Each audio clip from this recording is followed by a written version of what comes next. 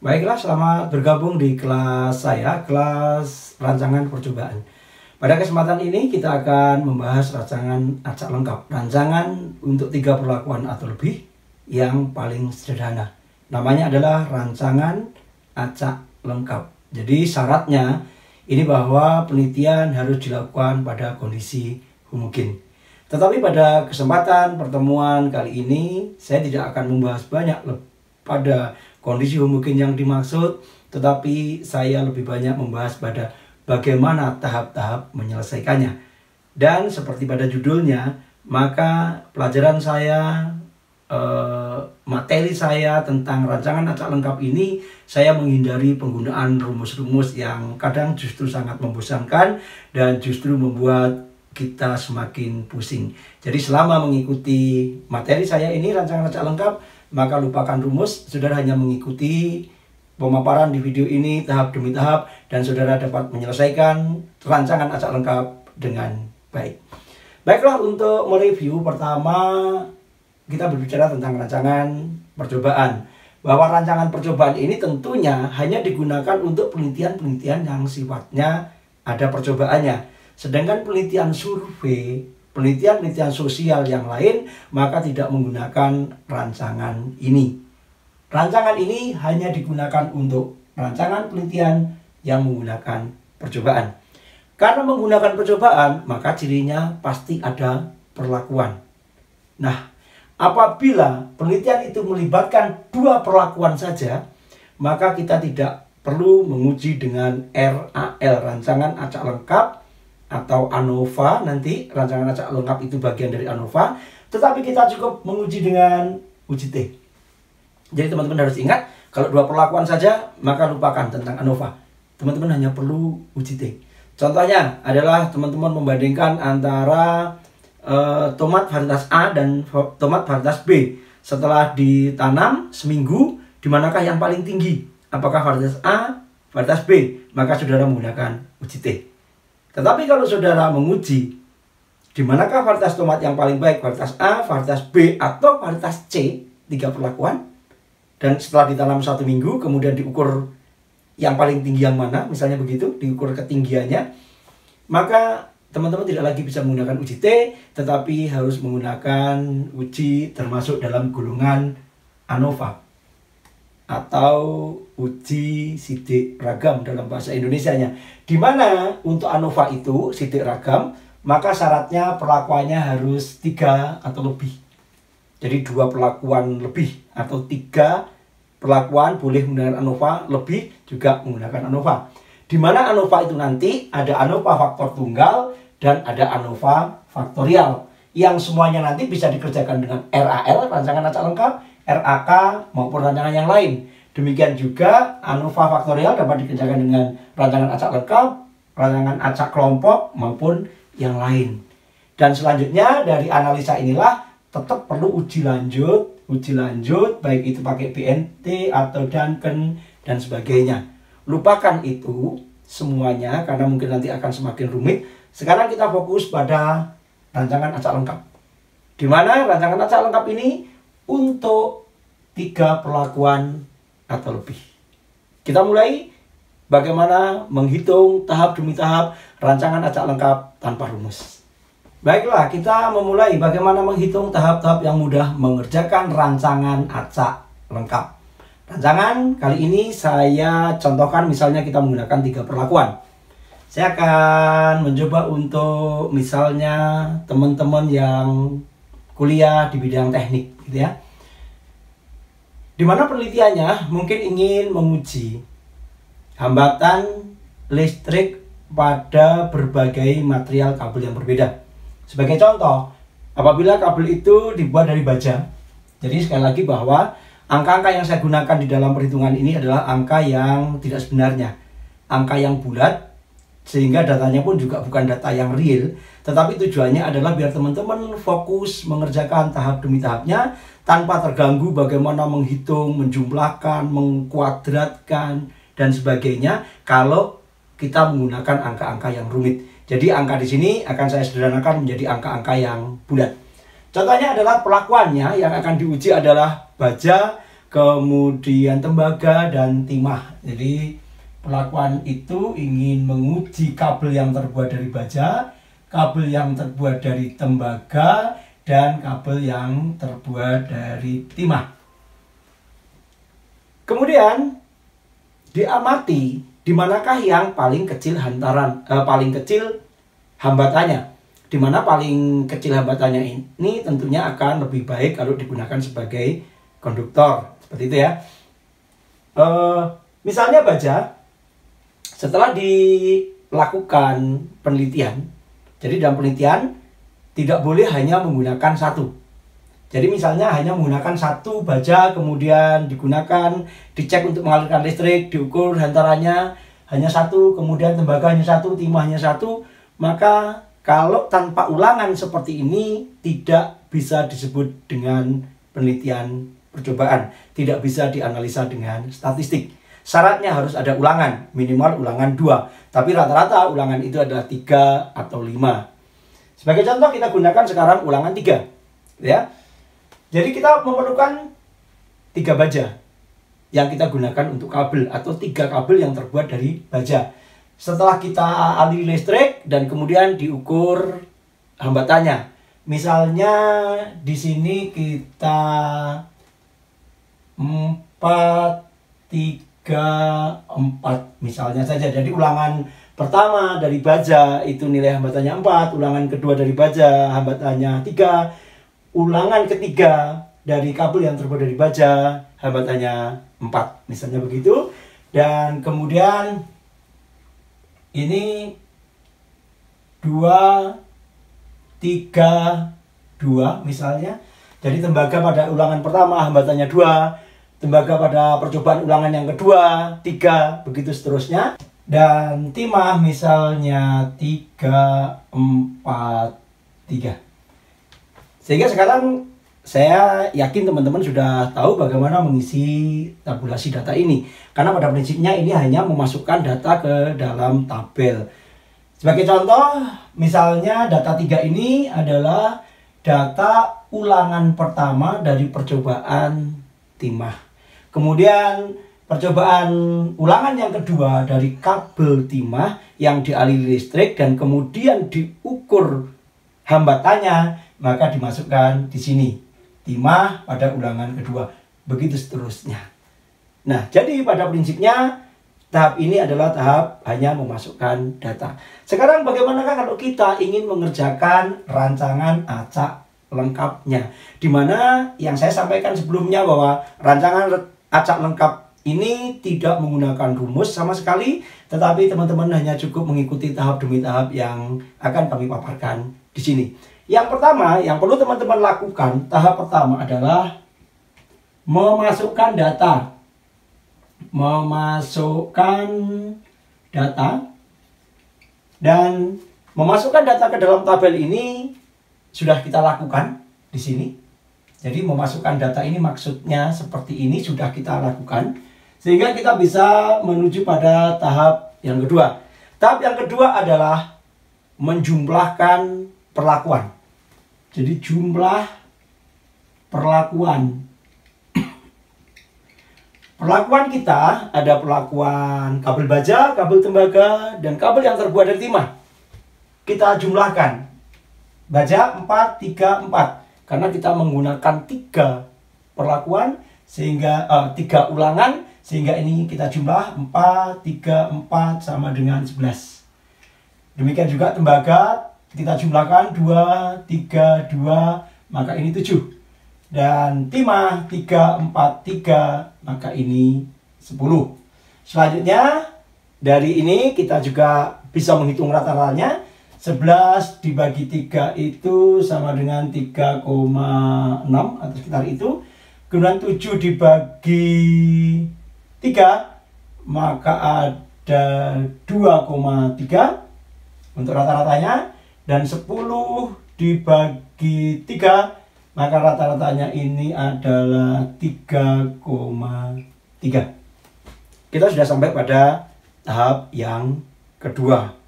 Sekarang untuk tahap yang ketiga, kita sudah memulai untuk langkah RAL-nya. Tahap yang ketiga adalah hitunglah hitung FK. FK ini singkatan dari faktor koreksi. Kenapa disebut faktor koreksi? Nanti akan ada penjelasan lain di bagian akhir ya, faktor koreksi. Di mana faktor koreksi ini dihitung dari jumlah total data. Ini dari jumlah total data. Maka faktor koreksi adalah jumlah total data dibagi semua data. Unit percobaan kita, karena perlakuannya 3 ulangan 3, maka unit percobaan kita atau total data kita adalah 1, 2, 3, 4, 5, 6, 7, 8, 9. Jadi total data kita ada 9. Sedangkan jumlah dari datanya adalah, ini tadi kita sudah jumlah ke samping, sehingga kita tinggal menjumlah ke sini. 11 tambah 10 sama dengan 21 tambah 7, ini adalah 28. Sehingga bagaimana menghitung faktor koreksinya? Faktor koreksi kita hitung sebagai jumlah total ini 28 dikuadratkan dibagi dengan unit percobaannya. Unit percobaan kita ada 9, maka dibagi 9. Mungkin bisa dibantu, 28 kuadrat berapa ya? Hasilnya 87,11. 28 kuadrat berapakah? 784. 28 kuadrat adalah 784 dibagi 9 sama dengan 87,1. Sehingga kita sudah mempunyai faktor koreksi 87,1. Satu langkah dalam pengerjaan RAL sudah kita lewati. Lanjut. Kemudian yang berikutnya. Setelah menghitung FK, maka hitunglah JKP. Nomor 2, kita hitung di sini JKP. Apa itu P? J adalah jumlah, K kuadrat, P perlakuan. Jadi JK, kalau teman-teman nggak suka kata P, misalnya JK per juga boleh, terserah. Karena singkatan ini pun tidak baku. Masih banyak singkatan-singkatan yang lain. Tetapi teman-teman harus tahu bahwa JKP ini maksudnya dalam video saya ini adalah jumlah kuadrat perlakuan. Di mana perlakuan itu dijumlah dan dikuadratkan. Itu maksudnya jumlah kuadrat perlakuan. Mana perlakuan dijumlah? Ini loh. Ini adalah jumlah dari perlakuan. Ini jumlah dari perlakuan tembaga. Ini jumlah dari perlakuan timah. Sehingga itulah yang harus kita kuadratkan. Sehingga JK perlakuan di sini menjadi baja 11. Kita kuadratkan ditambah jumlah dari perlakuan tembaga 7. 7 dikuadratkan ditambah jumlah dari perlakuan timah 10. Maka 10 dikuadratkan. Tetapi ingat teman-teman bahwa angka 11, 7, dan 10 itu bukan data langsung kita. Ini adalah penjumlahan dari 3 ulangan. 10 juga dari 3 ulangan, 7 dari 3 ulangan, 11 dari 3 ulangan. Oleh karena itu jangan lupa dalam perlakuan ini pun harus kita bagi menjadi, kita bagi dengan 3. Kenapa? Karena ulangannya 3. Kalau ulangannya 5, ya bagi 5. Ulangannya 7, bagi 7. Ulangannya 8, bagi 8. Begitu seterusnya. Dikurangi dengan faktor koreksi. Di mana faktor koreksi kita tadi adalah 87,1. Bisa dibantukah? 11 kuadrat ditambah 7 kuadrat ditambah 10 kuadrat.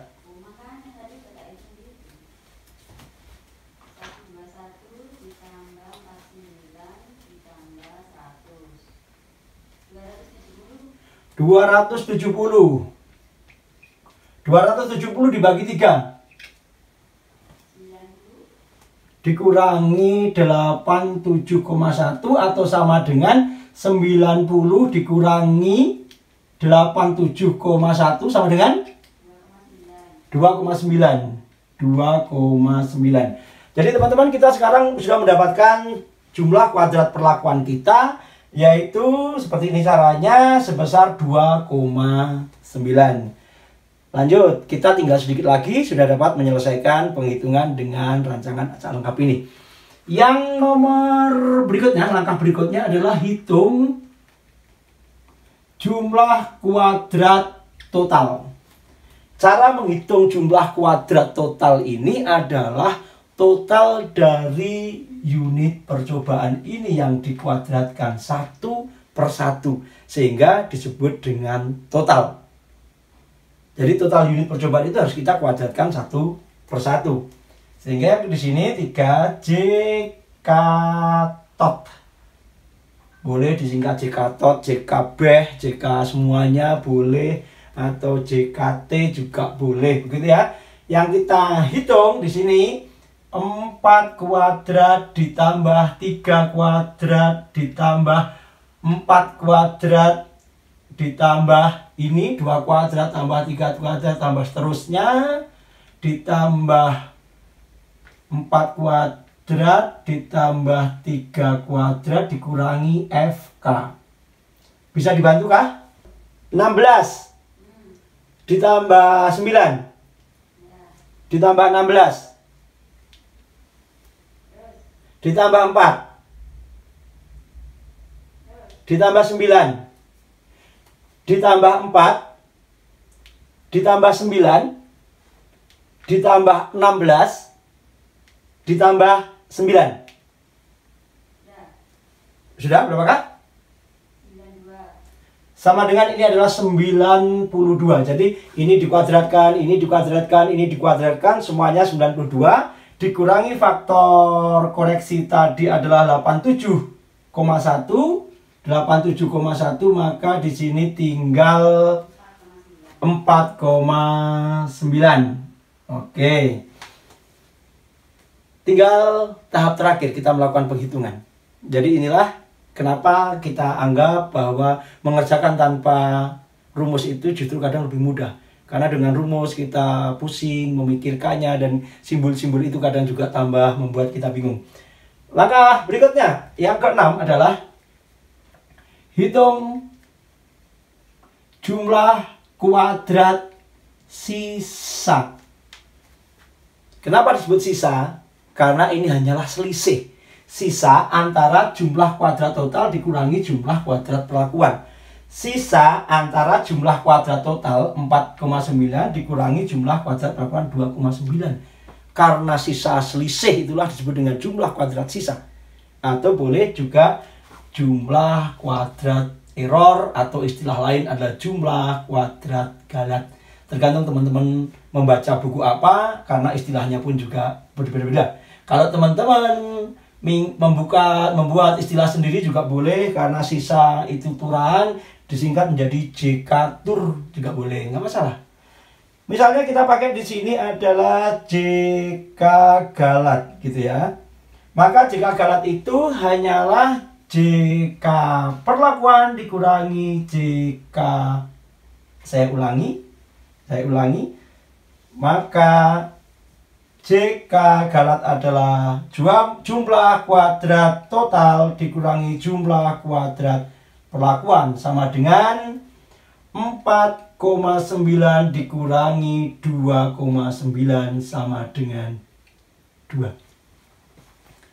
Kita sudah selesai melakukan perhitungan ini dan kita mendapatkan jumlah kuadrat galat kita 2. Sehingga sekarang kita hanya perlu langkah ke-7. Langkah ke-7 ini memasukkan data ke dalam tabel ANOVA. Karena ini nanti akan saya hapus dulu, saya catat bahwa jumlah kuadrat perlakuan adalah 2,9. Kemudian jumlah kuadrat total sama dengan 4,9 dan jumlah kuadrat sisa sama dengan 2. Jadi saya catat di sini karena ini akan saya hapus dan saya ganti dengan tabel analysis of variance atau tabel ANOVA yang bahasa Indonesianya boleh disebut dengan tabel sidik ragam. Jadi kita masuk pada langkah ke-7, membuat tabel ANOVA. Jadi langkah berikutnya adalah kita melengkapi tabel. Tabel analisis of varian, tabel sidik ragam.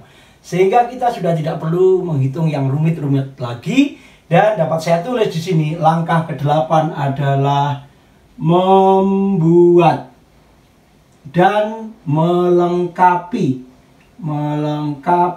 tabel ANOVA. Jadi kita membuat tabel dan melengkapi tabel ANOVA. Tabel ANOVA-nya sudah saya buat seperti ini. Jadi teman-teman sediakan 1, 2, 3, 4, 5, 6, 7 kolom dan 2 baris seperti ini aja. Singkatan-singkatan yang di atas ini adalah SK, sumber keragaman, DB, derajat bebas, JK adalah jumlah kuadrat yang tadi kita hitung, KT adalah kuadrat tengah, F hitung. Jadi F hitung ini adalah goal dari penghitungan akhir rancangan acak lengkap. Jadi rancangan acak lengkap itu nanti perhitungannya selesai setelah kita menemukan F hitung. Jadi kalau ada pertanyaan, apa sih tujuannya kita menghitung, menganalisa data dengan rancangan acak lengkap? Tentunya jawabannya adalah untuk mengetahui F hitungnya saja. Dan kemudian kita bandingkan dengan F tabel. Di sini ada F tabel 5% dan F tabel 1%. Nanti akan kita bicarakan juga apa itu F tabel. Tetapi tujuan kita menghitung ini dari awal sampai terakhir adalah mencari F hitung. Baiklah, kita langsung saja mulai mengisinya karena kita sudah membuat tabelnya. Mengisinya adalah sumber keragaman yang pertama yang kita hitung tadi adalah perlakuan. Sehingga perlakuan kita ada 3, 1, 2, 3. Berapakah DB-nya? DB itu adalah sesuatu yang kita cari dikurangi 1. Kalau DB perlakuan kita, kalau perlakuan kita 3, maka DB-nya 3 dikurangi 1, 2. Ada mahasiswa yang bertanya pada saya waktu itu, kenapa Pak kok DB itu, misalnya DB perlakuan ada perlakuan dikurangi 1? Saya menjawabnya adalah itulah minimum pembandingan yang bisa kita lakukan. Contoh, kalau perlakuan 2, kita hanya bisa membandingkan sekali. DB-nya 1. Kalau perlakuan kita 3, kita bisa bandingkan 2 kali minimum. Ini dengan ini, yang ini dengan ini. Sehingga DB-nya 2. Jadi cara mudah mengingatnya seperti itu saja. Karena perlakuan kita 3, maka DB-nya 3 dikurangi 1 sama dengan 2. Di sini ada 2. Kemudian galat sisa. Segala sesuatu sisa itu tidak bisa kita hitung sebelum yang lainnya bisa selesai. Kalau yang lainnya sudah selesai kita laksanakan, kita hitung, baru ketemu sisa. Oleh karena itu, kita tinggalkan sisa, kita hitung totalnya. Berapakah total dari data kita ini tadi, unit percobaan? Ada 9. 3 pelakuan kali 3 ulangan, 3 kali 3, 9. Atau dihitung satu-satu, 1, 2, 3, 4, 5, 6, 7, 8, 9. Ada 9. Dan 9 untuk derajat bebas dikurangi 1. Maka ini ada 9 kurangi 1, 8. Berapakah DB galatnya? Berapakah DB sisanya? Maka sisanya adalah 8 kurangi 2. Ini 6. Sampai di sini teman-teman, saya yakin sudah tahu, sudah paham banget bagaimana menghitung derajat bebas. Selanjutnya, apakah jumlah kuadrat? Tadi kita pernah hitung sebelumnya, di mana jumlah kuadrat perlakuan 2,9. Perlakuan 2,9. Tinggal pindah di sini. 2,9. Jumlah kuadrat total 4,9. Total 4,9. Tulis di sini. Jumlah kuadrat sisa ada 2 atau galat ada 2. Kita tulis 2 di sini. Sampai di sini kita sudah sampai pada jumlah kuadrat. Saya yakin ini adalah gampang. Cara yang gampang daripada kita menggunakan rumus. Oke, sekarang apa itu kuadrat tengah? Kuadrat tengah itu adalah rata-rata di mana pembaginya adalah DB. Jadi kalau kuadrat tengah perlakuan, ya JK-nya perlakuan itu dibagi dengan DB. Karena ini 2,9 jumlah kuadratnya dan DB-nya 2, maka kuadrat tengahnya hanya 2,9 dibagi 2. 2 dibagi 2, 1, 0,9. Jadi ini adalah 1,45. Ini kuadrat tengah perlakuan. Selanjutnya kita mencari kuadrat tengah dari Galat. Di mana kuadrat tengah Galat itu berarti JK dibagi DB. 2 dibagi 6. Jadi 2 dibagi 6 itu adalah sepertiga, berarti ini ada 0,33. Apakah kita akan melanjutkan dengan kuadrat tengah total? Kita tidak perlu, karena kita tidak memerlukan itu. Sehingga sampai di sini melengkapi tabel, kita sudah pada kuadrat tengahnya. Dan langkah 9-nya, maka di sini menghitung F hitung. Bagaimanakah menghitung F hitung ini? Jadi menghitung F hitung ini caranya sangat mudah sekali. Hanya kuadrat tengah dari perlakuan dibagi dengan kuadrat tengah Galat. Atau 1,45 dibagi 0,33. 4,39. Jadi F hitung kita. Jadi F hitung kita nilainya adalah 439. Sampai di sini maka seluruh perhitungan pengerjaan rancangan acak lengkap telah selesai. Karena goalnya penghitungan rancangan acak lengkap, rancangan acak kelompok, dan ANOVA yang lain adalah mencari F hitung ini. Dan bagaimana kesimpulannya? Untuk membuat kesimpulan dari rancangan acak lengkap yang kita hitung saat ini adalah membandingkan F hitung dengan F tabel. Apabila F hitung lebih dari F tabel, maka percobaan kita dinyatakan berbeda. Antara perlakuan ini ada yang berbeda. Tetapi kalau F hitung yang di sini lebih kecil dari F tabel, baik 5% atau 1%, yang 5% dia lebih kecil dari 5%, maka artinya bahwa percobaan yang kita lakukan itu sama, tidak ada beda. Maksudnya kabel yang terbuat dari baja, yang terbuat dari tembaga, yang terbuat dari timah secara statistik tidak mempunyai perbedaan nilai hambatan. Jadi kesimpulannya sekali lagi kita tinggal membandingkan F hitung dengan F tabelnya. Sehingga langkah ke-10 adalah mencari F tabel. Baiklah teman-teman sekalian, dalam mencari F tabel maka pastikan bahwa teman-teman memiliki ini, ya, tabel seperti ini, di mana tabelnya adalah tabel F, bukan tabel yang lain, karena ada tabel T, ada tabel gitu. Pastikan bahwa tabel F di sini adalah tabel F pada nilai 5 dan 1%. Baiklah, sekarang untuk melihat tabel ini yang perlu kita perhatikan adalah dua hal, yaitu adanya ini angka yang di atas yang ke kanan dan ada angka-angka yang ke bawah. Angka yang ke kanan itu mencerminkan DB dari perlakuan ini. Terus yang ke bawah ini tergantung kepada DB Galatnya. Jadi sekarang coba kita cari bersama-sama, di mana ini adalah tabel F 5% dan 1%. Perlakuan DB kita 2. Kita cari yang ke kanan, angka 2 ada di sini. Sedangkan Galat kita ada 6, maka 6 itu DB Galat 6 ada di sini, sehingga angka tabel yang kita cari itu ada di saya kotak itu, yaitu 5,14 dan 10,92.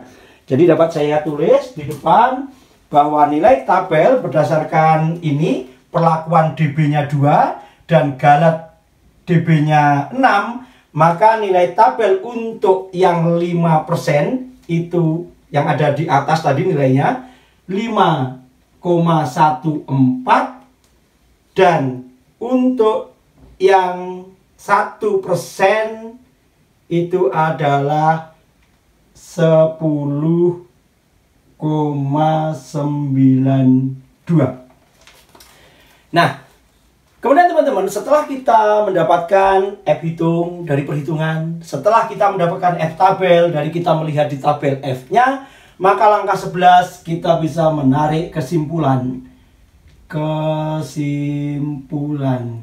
Kesimpulannya adalah karena F hitung 439. Jadi 439 ya, 439 lebih kecil dari F tabel, di mana F tabel 514